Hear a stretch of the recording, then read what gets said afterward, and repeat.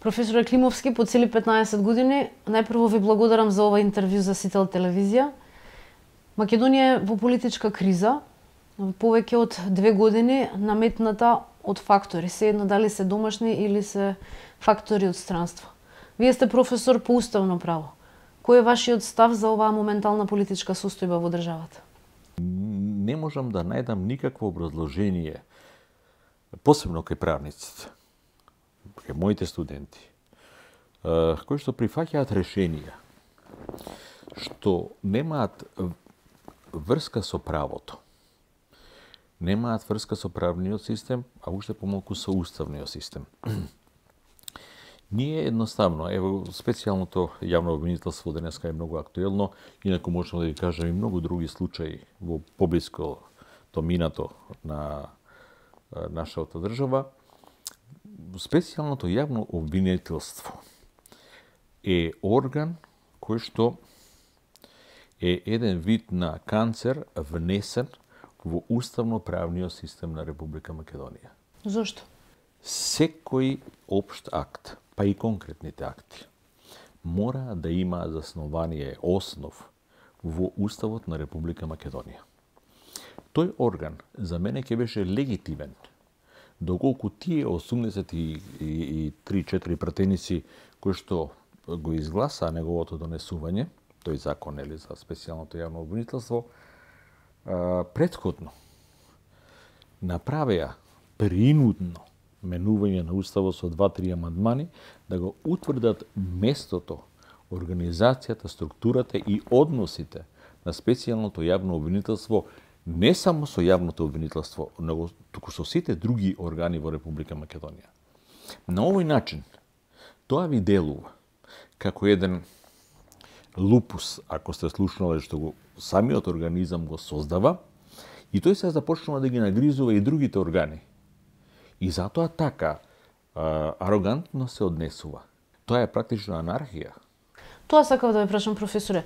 Ние во 2001 година, кога се носеше рамковниот договор, имавме записници за текот на дискусиите, барањата, предлозите на сите страни кои што учествува во усвојувањето на рамковниот договор, кој што се финализираше со промените во Уставот. Сега имаме нов договор, се нарекува договорот Пржино, кој што добива некаква правна форма спротивна на Уставот, меѓутоа изгласана со мнозинството во собрание. Преку тој политички договор го променивме изборниот законник, се прочистува избирачкиот список, се бараат други реформи, меѓутоа се уште стои фактот дека тоа не е уставно. Кои ќе бидат реперкусиите во иднина за Република Македонија? И дали, например, специјалното јавно обвинителство некој може да го оспори неговиот легитимитет и легалитет, да каже јас не го признавам како институција, бидејќи е неуставна? Ние ја прокламиравме тезата за мултиетничко општество. Кога вие ги именувате тезите и кога настојувате мултиетничкото општество да му даете белег на правен систем, на уставен систем и така натаму покрај постоечкиот устав, во тој случај системот се развива на 2 колосеци. Овој вториот колосек полека започнува да ја стеснува демократијата и да ја остава во рацете на лидерите на политичките партии, ја ги нарекував тогаш племенски поглавеци во неколку изјави. Во тој случај го имате ова, што нам не се случува со Прженскиот договор, што нам не се случува со Охридскиот договор и така. Охридскиот и Прженскиот договор нам ни се, како да ви кажам, наметнати тела, кои што понатаму се развиваа, барем Охридскиот договор со некои амандмани на Уставот, а Пршинскиот договор воопшто не ни размислува да ги согласи ставовите што тие ќе ги договорат со уставните одредби. И на тој начин го имаме овој хаос што го имаме. Тоа значи дека ние немаме државни институции кои што функционираат. Ние имаме елиминација на уставниот статус на државните институции. Па тој е државен удар, професоре. Па, јас не би го... видите, државниот удар е кај нас, државниот удар е моментална работа. Државниот удар се остварува од неколку луѓе и така натаму, со диктати се превзема власта и тој тече краток период. Имаме ние Не дека со превземање војна, на не дека со власта. да. Овдека ни е перманентна ситуација, да го ставам по наводници, државен удар. Ние сме во перманентна состојба. Да не знаеме што да почитуваме. Тоа е абнормална ситуација во која што ние моментално се наоѓаме. Тоа, би реков, е тој канцер кој што се јавува во уставноправниот систем на Република Македонија, но влијае и на државноправниот статус, и на односите, ти го намалува имунитетот на организмот. Така е, сега целиот систем во Република Македонија нема одбранбен механизам како да се бори против тој канцер. Немаме одбранбен механизам, единствена институција кај нас која што не е доведена во прашање и мислам дека доста добро се справува со односите, тоа ни е претседателот на Републиката, шефот на државата. Но сите други институции, такви небулозни имиња им дадоа. Знаете, како привремени органи, како што знам, Технички министри, заменици, технички министри, влада само да ги спроведе изборите и така натаму. Нема тоа. Оваа влада е политичка влада. Оваа влада е изгласана влада од легитимен политички орган, тоа е Собранието на Република Македонија. Што Собранието на Република Македонија е доведено во ваква ситуација, да чека, замислете, чека до 5 до 12 во полноќ за да не изминал некој рок што Брисел нам ни го дал, замислите тоа каква е ситуација, и целата нација ја држи во неизвестност да видиме што ќе изгласаат овие од клубот на партениците и ќе им го сервираат нив. Тоа е, што да ви кажам, тоа е нешто што личи на државен удар. Тоа е нешто што ги суспендира институциите. Се сложувам јас со вас, професоре. Ама тоа ќе му се случеше на било кој што би бил на власт во изминатите години во Република Македонија. Кога тие ќе решат да тргнат и да ве рушат, нема сила што ќе ги спречи. Истото се случува со прислушкуваните разговори. Значи, вие сте биле во државните институции и го знаете капацитетот на безбедносните. Ви текнува 2001 година. Да, така. И јас бев во таа група на прислушкувани луѓе во 2001 година, меѓутоа таа имаше судска завршница. Таа имаше правна разврска и во самите безбедносни структури и политички консеквенци. Имавме по таа афера прислушување. Денеска имаме обратна ситуација. Ние имаме уривање на безбедносниот систем, значи некој одеднаш вади прислушкувани разговори кои што се прво 100.000, па 600.000, па 1,5 милиони прислушкувани разговори, што не е капацитет за македонските безбедносни служби. Тие разговори се употребуваат во политички цели и се објавуваат јавно, што не е случај во ниедна држава во светот. Немаме ние друг пример на кој што можеме да се повикаме и како такви ги рушиме државните институции понатаму и формираме неуставни владалие, закони кои што ги носи Собранието, специјално јавно обвинителство, изборен законник и така натаму. 2001 година нам ни се случи тоа така наречено прислушкување, кое што беше под раководството на тогашната министерка за внатрешни работи, господјката Доста Димовска, и апаратот што помалку или повеќе остана до денес во таа управа за разузнавање или како се уште се вика во Министерството за внатрешни работи, за да мислите, ниедна власт не направи чистка таму. И затоа не се слушува господинот Верушевски да се појавува и тогаш, да се појавува и денес, да остане по 3 системи на власт и така натаму. Значи, на некого тоа му требало, како метод на пресметка. Тоа е практично. Тоа е практично заложничка ситуација на граѓанинот на Република Македонија во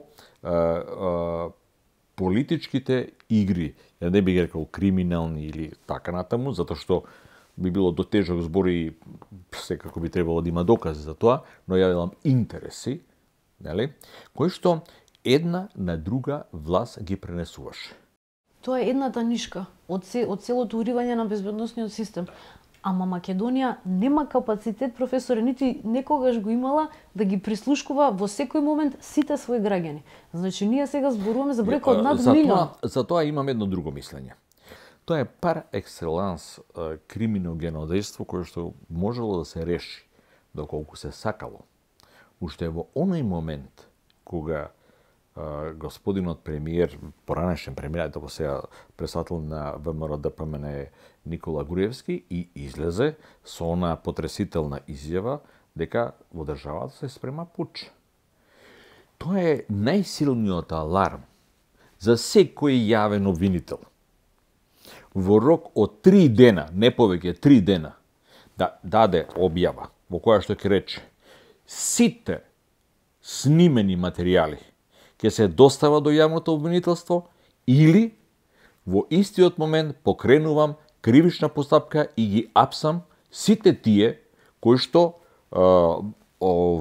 се закануваат со таков вид на уцени на власта и на граѓаните. Тоа беше наједноставен начин да му се стави точка на овој случај. 2014 заврши со заканите од лидерот на опозицијата до премиерот дека пуч ќе се изврши во државата, дека последува прислушкувани разговори. Во јануари обвинителството ја покренува истрагата. Беше отворена. Како што отвори обвинителството истрагата, 9 февруари 2015 година започна објавувањето на бомбите. Не може опозицијата во рок од 2 месеци да се подготви за така крупно сценарио на рушење на државни институции. Тоа значи дека е спремано многу предходно.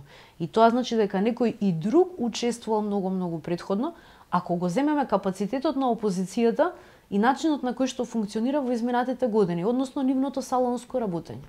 А колку време се снимале? Кој тоа го дозволил? И така натаму произлегува од овој чин. Вие кога ќе ги уапсите некого, разбирате? И не само што ќе ги уапсите, него ќе даете приоритет во процесуирањето на состојбите. Па нема ништо поитно за едно јавно обвинителство, остави некој ако ти руши држава. Па го апсија Верушевски, го обвинија председателот на СДСМ за сето тоа, за еден комплот и така натаму, и го развлекоа случајот. Меѓутоа, требаше оној кој што го обзнани случајот, во овој случај господинот Заев, требаше да му се испрати јавна покана во рок од 3 дена, да ги достави сите што ги има. Колку ги кажал, но со кој што располагал во моментот, да ги достави. И од тој момент да се започне итна постапка за разрешувањето на овој случај. Ова прашање метастазира неверојатно брзо. И како што гледате, за неполна година ги опфати сите елементи на власта. Сега, тоа отвара многу други проблеми. Отвара проблеми колку била способна нашата служба. Зашто ја прво обвинението го ставам на нашата служба, бидејќи излезе дека тоа биле патриоти, дека тоа биле луѓе кои што од внатре снимале, сликале, прислушкувале и така натаму. Ова ќе има огромни последици. Ова веќе не знаеме кај кого се е продадено, раздадено, купено и така натаму, и кој што ќе уценува. Точно е дека тие разговори ги имаат најмалку 10 чауши. Така? Дадени се, кај најмалку и повеќе веќе раздадени, да. Значи за Али Ахмети и за Дуи можете легално да отидете на Битпазар и за нек пар стотини евра на USB да ги добиете разговорите на Дуи. Бизнисмени од цела Македонија лично знам дека се жалат, дека се уценувани од определени луѓе блиски до Социјалдемократскиот сојуз на Македонија, дека им се бара рекет. Ке ти ги објавам разговорите ако не ми дадеш толку пари. Незаконското објавување на незаконски стекнатите прислушувани монтирани разговори продолжува и покрај фактот што е подпишан некаков договор од Пржани, Македонија ќе добија вонредни избори. Ќе имаме повторно гласање на граѓаните. Ако тргнеме од предпоставката дека тие разговори се точни, тоа значи дека тие не се монтирани. Јас од искуство, од мојот разговор ви тврдам дека моите разговори се монтирани. Не се тие оригинални разговори. И не се цели. Сечени се и вадени се поедини парчиња и споени во едно. Значи, ние имаме сега една состојба на тотален хаос и тотална анархија. Како специјалното јавно обвинителство може, како странка во спор, да покренува било какви постапки врз основа на содржината во тие разговори, сеедно дали е против бивши државни функционери или против било кој од милион прислушкувани граѓани кои што се во Република Македонија, и потоа судот тие аргументи да ги земе како валидни и да решава за нечија судбина. Прво, не знаеме што има. Значи, може и специјалното јавно обвинителство да манипулира како сака, бидејќи нема архивски број. Не знаеме што е заведено таму. Значи, еден вид и специјалното јавно обвинителство се појавува како соучесник во сета оваа драма во која се ставени сите граѓани од бизнисмени, од сите сфери на општествениот живот, нели, во една, како да ви кажам, психички ненормална ситуација. Да не говорам веќе од бизнес и така натаму, него едноставно ги померува релациите и односите и создава една состојба на општа шизофренија, на една психоза кај што секој од секого треба да се плаши, а не сум сигурен дека некои полабилни личности ќе применат и сила и дека може да дојде до многу потешки ситуации од кои што се наоѓаме. Состојбата е крајно критична. Состојбата мораме да ја доведеме во правни рамки. И ние конечно не треба да се плашиме. А тоа апелирам и до позиција, до опозиција, до лидерите на политичките партии, на албанците и така натаму, да седнеме и еднаш да го расчистиме прашањето. Нам ни е неопходен нов устав. Нам ни се неопходни нови правила во кои што ќе треба да се договориме. Република Македонија е држава на сите граѓани кои што живеат во неа и општество поставено на мултиетничка основа со права на сите заедници кои што ќе ги утврди уставот. Ќе зборуваме и за тоа, професоре, бидејќи сакав да ве... Тоа е прво, тоа е почетната точка од која што треба да говориме за да го смириме народот. Па народот вие не можете да го смирите со тоа што ќе поапсите 2-3 тројца и ги однесете у затвор. А она што циркулира, што постои, тоа не може. Едноставно тука да видиме и дури ни го поделија и обвинителството. На кое обвинителство сега да му се верува? Едното обвинителство оди во струмица, таму бара некои докази, друго обвинителство си ја расшири својата дејност надвор од оние овластувања во кои што му се утврдени со закон, знаете. Само за прислушуваните разговори. А што е она што пие сега го прошируваат и на случаите, што знам, за Телеком и за и така натаму. Они викаат содржината на незаконски стекнатите прислушувани разговори. Значи самите потврдуваат дека тие се незаконски, што е правно контрадикторно. Но содржината, професоре, значи тоа години наназад се прислушувало. Содржината значи дека почнуваме ние можда од 85-та наваму, јас и вие може да сме разговарале што правил Лазо Колишевски. Па и за тоа може да се отвори случај. Може да се отвори случај за октоподот на Вранко. Ние не знаеме што има во содржината на тие разговори. Добро да се разбереме. Ако се незаконски тие разговори, тие треба да се уништат. Знаете? И треба надлежен орган. Тоа е јавното обвинителство и дури специјалното јавно обвинителство е формирано за да докаже нешто што незаконски е работено. Значи незаконски е работено. Незаконски е прислушкувано. Се замислите како е контрадикција, ние викаме во правото и на аджекто. А тоа значи едноставно вие сте формирани за да утврдите однапред дека нешто е незаконито. Па ако е така тоа незаконито, тогаш соберете ги сите, прогласите ги за незаконити снимки, а тие што ги правеле тие снимки на незаконски начин, значи без налог, без судско решение и така натаму, во тој случај завршите со гонењето на тие луѓе. Немојте сега да ја ставате во заложништво целата нација, сите граѓани на Република Македонија.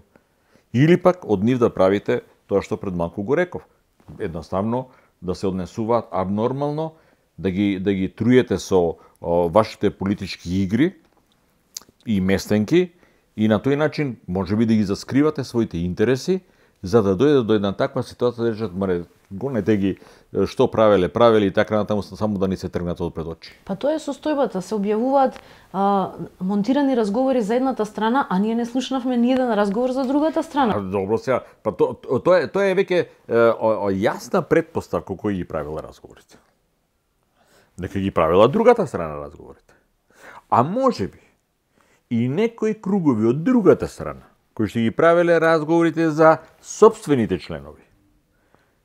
тие ќе им удрат друга цена при пазарањето со дисциплината, односот и така натаму на тие членови према нив лично, представувајќи се дека се партија на опозицијата. Да се разбереме, овде имаме двојно уценување. Овде имаме уценето сите граѓани за некакви криминални действија, од една страна, а од друга страна, веќе си имаме материјал да си обстоиме на политичката сцена со уцена на сопственото членство, на сопствените граѓани во било која смисла, партиска, материјална, дури до морални и така натаму аспекти, за да се одржиме на власт. Тоа ви е, како ти кажам, еден таков недостоен чин, расипан чин, чин кој што едноставно можеби ќе го доведе народот до едно неконтролирано действување, затоа што вие можете до некаде да ги контролирате состојбите, вие можете да уценувате мал круг на луѓе, но ако таа рак рана се прошири на целото општество, ја не знам кој ќе може тоа да го контролира. Сериозно нека размислат тие кои што во овој момент одлучуваат. Изборите се еден чин. Изборите ќе поминат како што ќе поминат, ќе бидат оценети така како што им одговараат и како што народот ќе се определи. Но што после нив? Ние немаме, никој не ни има кажано што ќе се прави после нив. Дали сето тоа ќе се процесуира? Дали едноставно ќе дојде до продолжување на оваа агонија, која што да знаете дека ќе кулминира во одреден момент. Дали едноставно ќе се задоволиме со некакви мали отстапки на меѓународен план, односно и тие што учествувале во сето овој галиматија што случува во Република Македонија. Па дали е специјално јавно обвинителство странка, успорих ли е суд? Јас тоа вас ве прашувам да дефинираме за гледачите. Прво да ви кажам дека обвинителството не може да му ги изедначиме со судот.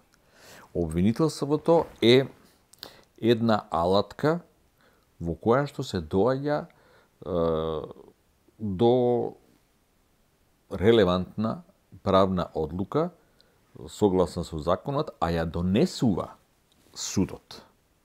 Независно, без никаква арбитража од тоа. Значи, тоа може да биде странка во процес. Али странка во процес е и секој друг субјект со неговата одбрана. Но странката во процес сега вика јас не го признавам судот. Па сега тука е целото исчешување на нашиот систем. И што е најважно, тука е она што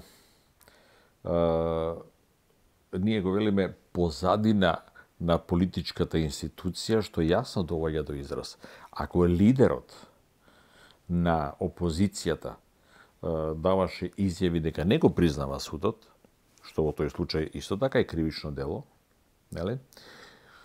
Во таква една ситуација, се она што произлегува како негово действие, а тоа е и специјалното судство, иако подпишали овие четворица други, тие четворица други подпишаа, се разбира, у последен минут до 12, не знам дали уште пиштолите биле на нивно чело, за да тој подпис го стават, како што и оно што беше и во Охрид. Тоа се изнудени подписи. Изнудени подписи за кои што верувам дека многу од нив се свесни дека нема никаков правен основ и само го бараат покритието на собранието, значи го доведуваат во една крајна понижувачка ситуација самото собрание, за да го оправдаат тоа што по принуда морале да го подпишат. Значи, и во овој конкретниот случај, специјалното јавно обвинителство практично потврдува дека е орган што нема свое сидро во правниот систем, а особено нема уставно-правно сидро.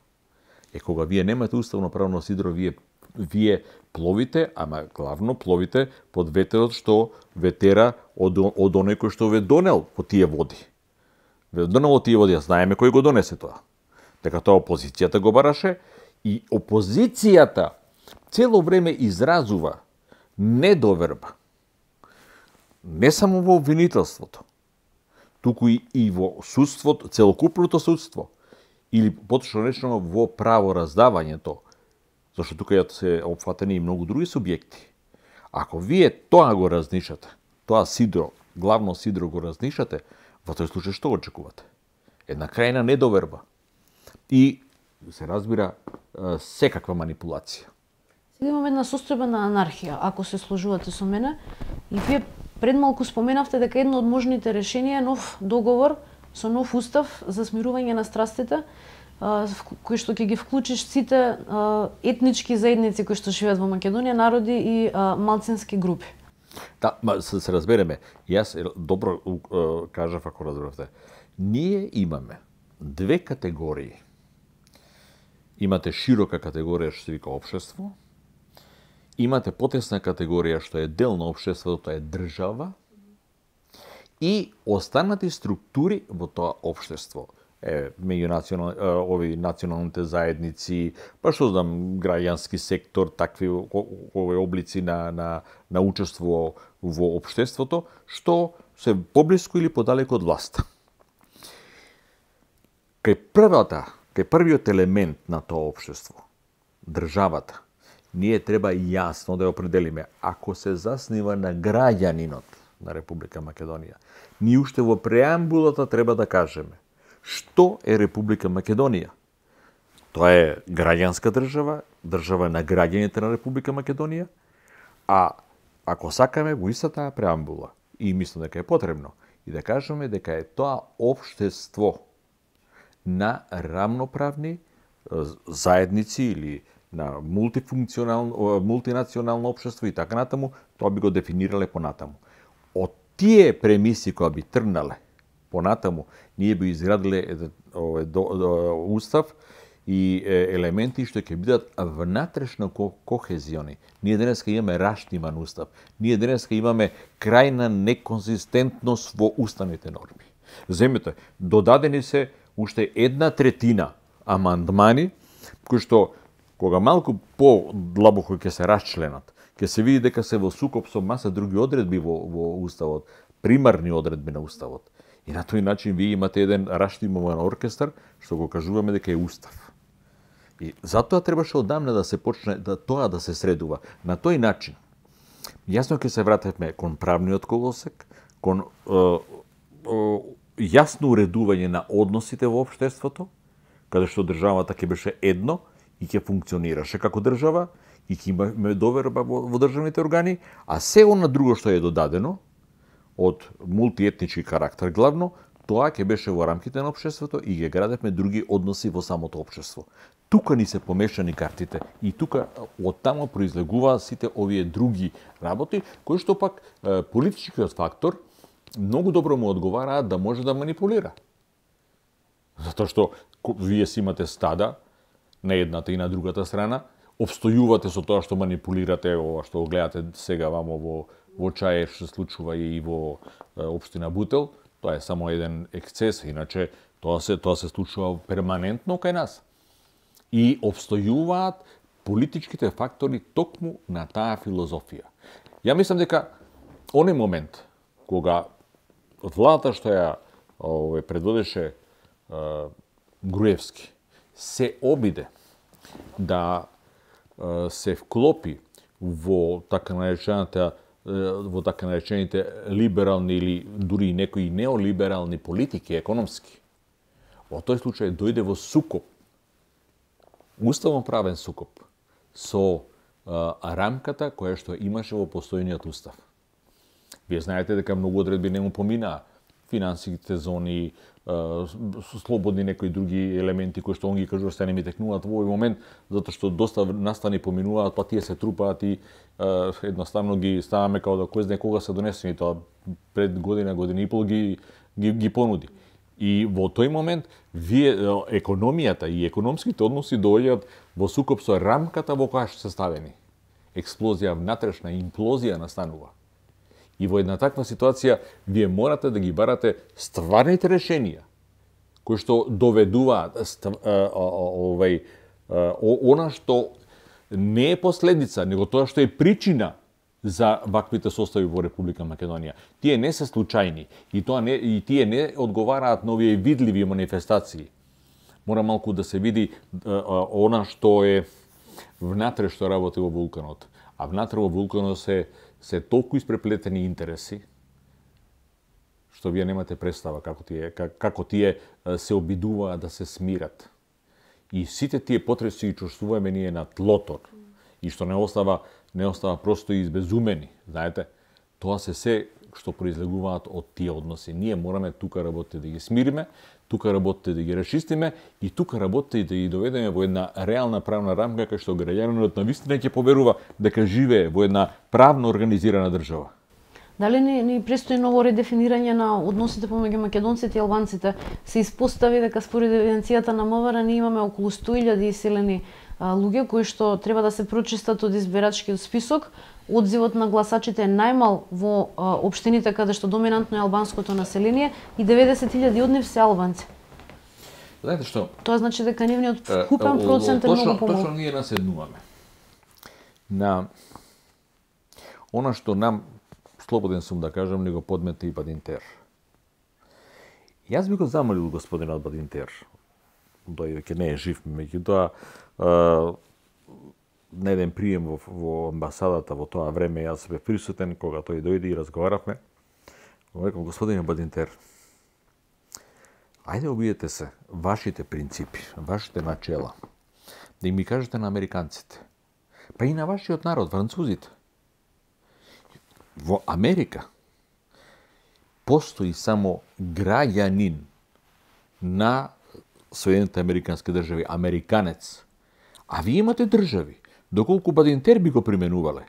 Во тој случај ќе изгубите Калифорнија, ќе изгубите Флорида. Таму хиспањолското население е многу поголемо. И тогаш американците се во малцинство во многу држави. Мислам, автохтоните американци, оние белците и така натаму. Значи, тоа што кај нив не функционира и што кај нив пред се говори за граѓанин, а не за етникум како обележje на граѓанинот, тоа нам ни го подметна. И ние ги имаме последиците до ден денес. И не само што ги имаме последиците, туку тоа ни рекоа дека ни е единственото решение, дека е тоа најдоброто решение за Македонија, дека немаме подобри решенија да ги решиме меѓунационалните односи. Меѓунационалните односи се воспоставуваат во општеството, а не се вметнуваат во уставот. И во тој случај затрагуваме тој паралелен систем за кој што ви говорев пред малку. Тоа треба еднаш за секогаш да го расчистиме. Ако не го расчистиме, ние ќе имаме последователно последици невидени по државата. Не можеме, професоре, да го вратиме во никоја првобитна состојба. Сега може само да се доразвива во нов концепт. Ја разбирам да стекнати права. Да. И тие стекнати права треба да се почитуваат. Ако бевме попаметни во донесувањето на Уставот 91 година и бевме пореални, тие стекнати права ќе ставивме тогаш, па дури и помалку тоа што тие бараат тогаш помалку од тие права што им ги дадоа 2001. Ама, како да ви кажам, сега не сакам уставотворецот да го доведувам во било какви дилеми или пак да укажувам дека бил неправилно донесени одлуки или не. Тоа беа контекст на односи и во тој контекст на односи така се донесува. Но, ако тогаш или малку подоцна, зашто го минувавме уставот ние и под влијание на Грција и така натаму, нели во неколку одредби, имавме слух за тие односи, за тие состојби. Во тој случај мислам дека не ќе го имавме во овој интензитет меѓунационалниот спор и меѓунационалните односи ќе беа доста порелаксирани и ќе беа повеќе на колосекот на односите меѓу граѓаните, а не меѓу припадниците на одредени националности трансформирани во граѓани. Тоа е ќе зависеше од нас. Мислите, бидејќи тие национални категории секогаш биле многу агресивни во обидите да ги добијат своите стекнати права. Мислите дека ќе успеевме во тој граѓански концепт? Да се разбереме вака. Ние ќе се обидиме преку граѓанскиот концепт да им ги реализираме тие права. Да се разбереме, тоа можеме да го направиме и сега сме во ситуација да бараме решенија, кои што во Уставот ќе ги внесеме. Јас велам, ние имаме амандмани, со кои што еве Охридскиот договор како го реализиравме, ама сега сите се повикуваме на духот на Охридскиот договор. И сега духот на Охридскиот договор, што треба врачеви да станеме за да толкуваме што е дух на еден Можеме да се повикаме на духот на Јосип Брз Тито. На различни духови можеме да се повикаме и во таква една ситуација сме навистина доведени во ситуација да повикаме луѓе кои што ќе гатаат, што ќе кажуваат што е духови и така натаму. Тоа произлегува, пак велам, од таа ситуација што најдовме некои си амандмани со бадинтеровото мнозинство, учеството во различни органи и така натаму, но тоа крај нема. Затоа што сега се бараат една од врвните функции да се добие во Република Македонија и така натаму. Тоа прашање би било безпредметно доколку го поставиме Уставот на граѓански основи. А истовремено, преку милион форми реализираме равноправноста на етничка основа. Ако го ставиме тоа сега на гласање, што мислите кој ќе го изгласа тоа? Прво да ви кажам ака. Сега се избори. Кампањата почнува, мисля, че и на 7 април. Така нешто беше, да. Јас мислам дека сите лидери треба да се обраќаат, а тоа им е добар начин да се обратат до своите граѓани. До граѓаните, мислам, до избирачкото тело или како сакате, до граѓаните.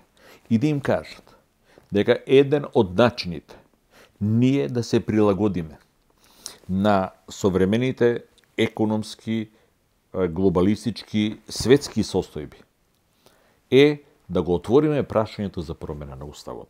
Не треба тие да кажуваат каков Устав ќе треба.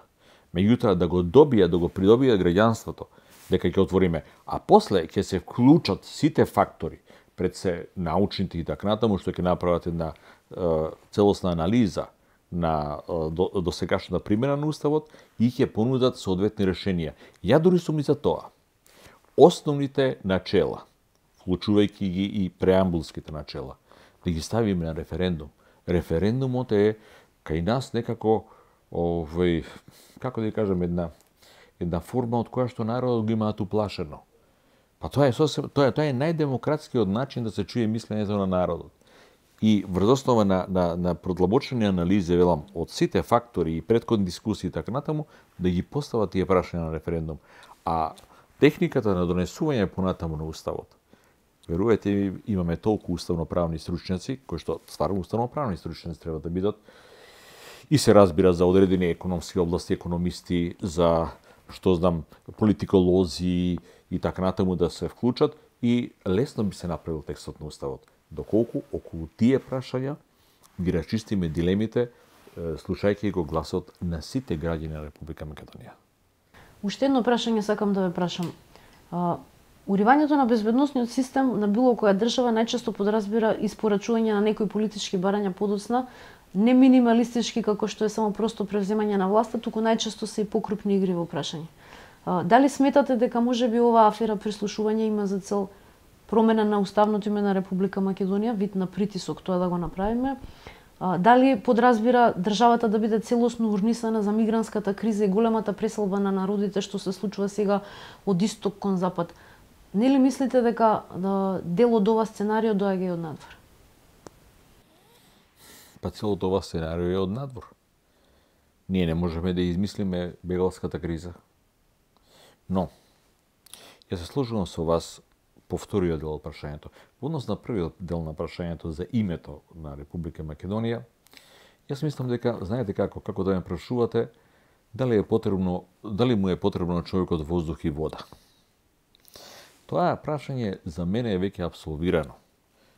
Ние сме Република Македонија и околу тоа прашање не треба да се води расправа.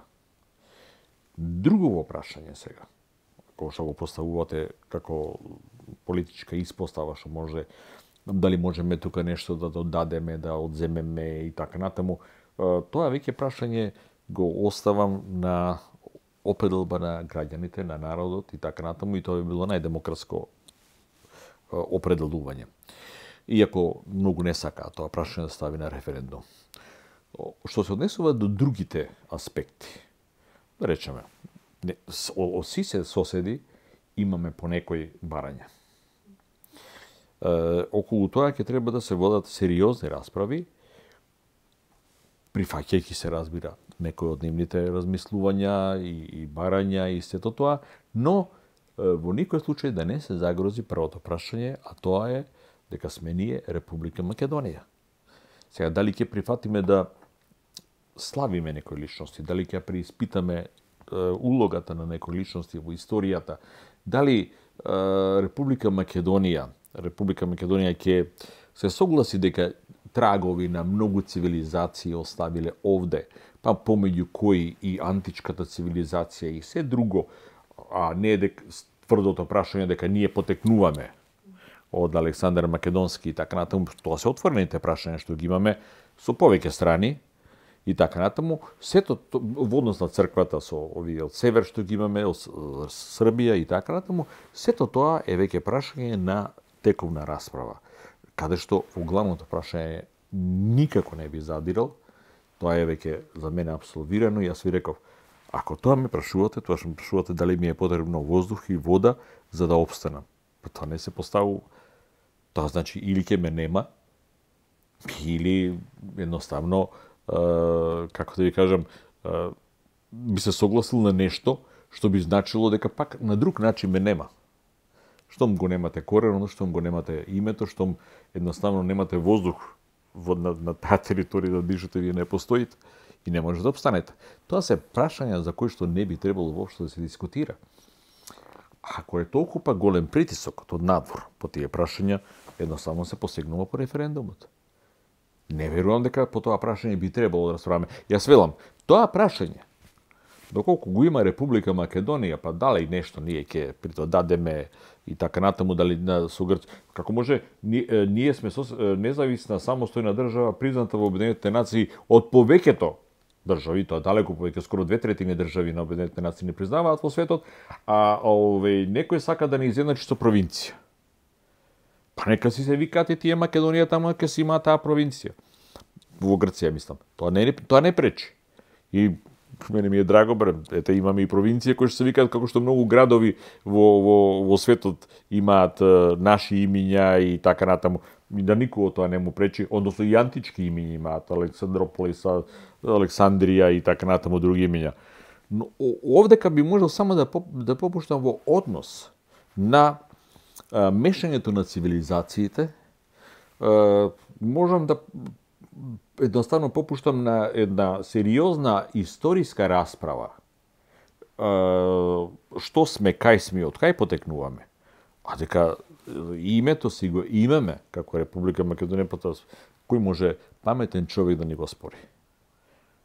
Не можеме ние што треба да докажеме, што треба да подпишеме, дека немаме никакви претензии према Грција. Замислите. Каква една нелогичност обстои. Ние сме имале иридентизам. Па иридентизмот, што значи тоа? Дека нив ги негираме. Не ги негираме нив. Не негираме друга националност таму. Едноставно велиме дека има, како што во Бугарија сега веќе ќе мора да прифатат дека има национално малцинство, како што имаме во Албанија не признаваат, како во Србија дури имаме и пратеник таму, мислам, во собранието на Република Србија. Зашто тоа не би се признало дека Балканот е толку измешан и толку цивилизации поминале низ оваа што се вика раскрсница на цивилизациите, за да некој нешто не оставил овде. Тоа се материјални докази во културата. Моето последно прашање, професор, е деновиве Уставниот суд поведе постапка за преиспитување на уставноста и законитоста на определени делови за кои што се во надлежност на претседателот во однос на помилувањето, неговите ингеренции во помилувањето. Тоа се всушност одредби од Законот за помилување кои што во 2009 исто така беа предмет на преиспитување врз основа на текстот доставен од законодавецот. Како реакција на одлуката на Уставниот суд да ја започне постапката за преиспитување на законитоста и уставноста, имаме политички демонстрации кои што се случуваат пред судот. Кое е вашето мислење за целата оваа ситуација? Знаете што, доколку би бил член на Уставниот суд, односно судија во Уставниот суд, јас наједноставно би се повикал на ставот што го заземал Уставниот суд 2000 година и воопшто не би расправил за опрашање. Затоа што вообичаено е во судството, а ние тежнееме кон западното судство, тежнееме кон тој систем што го има во, да речеме, во Америка, во Англија и така натаму. Еднаш донесената пресуда или еднаш донесената одлука, не пресуда, него одлука по некое прашање, таа е задолжителна за целокупното судство. И обично така наречениот преседан што се прави, нели, во судството, беше најадекватен начин да се одговори на иницијативата да се поведе постапка. Повикајте се вие на таа одлука и воопшто не отварајте расправа. Каква ќе биде сега одлуката, ќе молам, ако е спротивна на таа таму? На што ќе личи Уставниот суд? Дали се разбираме? Ако донесе спротивна на одлуката од 2009 година. Тие донеле одлука од 2009 година. И најелегантно беше воопшто да не ја прифаќаат иницијативата, туку да ја одбијат со образложение дека еднаш се произлезле по истото прашање. Но професоре, законодавецот повторно си ја задржува можноста за промена на законот. Уставниот суд не го менува текстот на законот. Видите, откако законодавецот ќе ја изврши промената, може да се побара постапување на Уставниот суд. И да речеме да се повика на постарата одлука, на новата и да оценува уште еднаш. Овде немаме ништо. Овде едноставно се повикувате вие на една одлука од 2009 година, за која што веќе Уставниот суд се произнел. И што има потреба тука да се прифаќа иницијативата и да се расправа по неа? Велам, замислете каква папазјанија ќе настане, доколку Уставниот суд, расправајќи по иста одлука, со исти текст, со исти барања, едноставно и си ја промени одлуката од 2009 година. Па на што ќе личи тоа не го прави ни Основниот суд, па го дозволува тоа на апелација, па апелација го враќа назад и така натаму. Тоа е друго судство. Ова не е дел на судството, да се разбереме. Уставниот суд е бранител на одредбите на Уставот. Ако еднаш Уставниот суд оценил дека расправал по тоа прашање и донел таква како што донел одлука тогаш, во тој случај нема отварање и прифаќање на иницијатива. И во тој случај нема да има вакви демонстрации. Знаете, нема манипулирање со сопствените одлуки, донесени веќе еднаш. Но мојата теза е дека без разлика што и да реши Уставниот суд, владата или собранието пак ќе го сменат законот. Тоа е друго прашање. Тоа е веќе прашање на законодавството. Затоа велам ја правото и правдината не се изедначуваат. Во еден момент правдината можеби и ќе биде поблиску до правото, во еден момент ќе биде подалеку од правото. Правото го практикуваат, го применуваат, го донесуваат во согласно со политиките добиени од страна на гласачите на избори, оние кои што и го имаат мнозинството. Тоа е право. И во овој случај, тој што го донел законот може да го менува, па вие гледате го законот само за работи односи. Тоа е закон кога јас бев председател на собранието, најмногу изменувано, скоро на секоја седница се менуваше. Значи ли да за секоја одредба треба да се поведе постапка пред Уставниот суд? Зборот ми е друго нешто. Во начело, ако Уставниот суд се произнел по истото тоа прашање од 2009 година, нема што да ја прифаќа иницијативата и да се расправа по таа иницијатива. Едноставно може да го одбие тоа прашање како веќе едно така наречено во правото рес јудиката, пресудено прашање. И да не создава се вакви нервози, да не создава револт кај народот и така натаму. Мислам дека Уставниот суд во оваа ситуација доста малку брзо плето и не промислено донесе една одлука повторно за расправа за нешто што 2000 година, дали истиот состав, дали друг состав, не знам, на тие на 9 години судиите се менуваат, дали им поминал мандатот на еден суд или друг, но си има списи да ги погледнат, да видите што одлучувал претходниот состав од 2009 година, што ќе одлучува се, не може да така по исто прашање. Замислите, е друг закон, е друг проблем и така натаму, тогаш молам, по прв пат се поставува. А сега и по повтор пат треба да одлучувате. И затоа луѓето се бунат. Затоа на нив им е нејасно. И затоа тие го политизираат еден проблем кој што е навистина во областа на не да не се коментира, него во областа на нешто што не заслужува коментар. Тоа е веќе одлучено. Еднаш е одлучено 2000 година по истото прашање. Не може да му се оспори правото на Уставниот суд да решава. Така? Видите, не може да му се оспори право. Уставниот суд може да си решава и по собствена, ама да се разбереме. Не може Уставниот суд да ги преиспитува. И како вие ќе имате уставен систем при постоење на еден устав, на едни норми, еден уставен состав, сега да ги преиспитува одлуките на другиот уставен состав. Знаете што е тоа? Тоа е анархија. Не зборуваме за уставниот состав, него зборуваме за околностите под кои што некоја иницијатива била тогаш дадена за одлучување. Уставниот суд и тогаш и сега имал исти околности кога донел одлука по едно прашање. Не се работи за околностите овде. Баш не сме имале ние револуција, па се промениле околностите. Ако се променят околностите, нека се промени уставот. Па Уставниот суд да одлучува по други норми и да заштитува други норми. И истите норми се на уставот. Истите норми по истото прашање се одлучува, само да речеме 7-8 години подоцна. Како може сега Уставниот суд повторно да отвори иницијатива за да го разгледува тоа прашање? Мислам дека избрзана е оваа одлука на Уставниот суд, дека Уставниот суд не требаше да го отвори ова прашање и се надевам дека он ќе затвори таа сопствена иницијатива со една одлука дека е веќе расправено по него. Професоре, јас ви благодарам за ова интервју за Сител.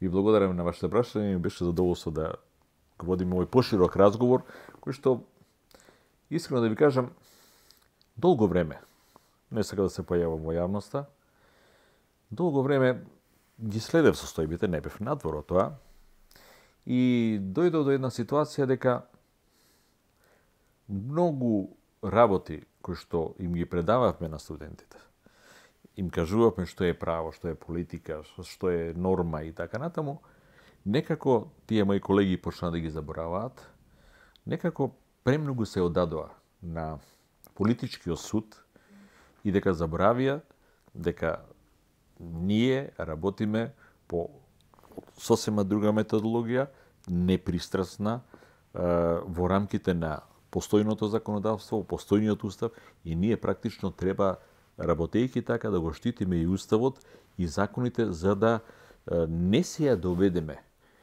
не нивната непристрасност на тие институции, туку и собствената.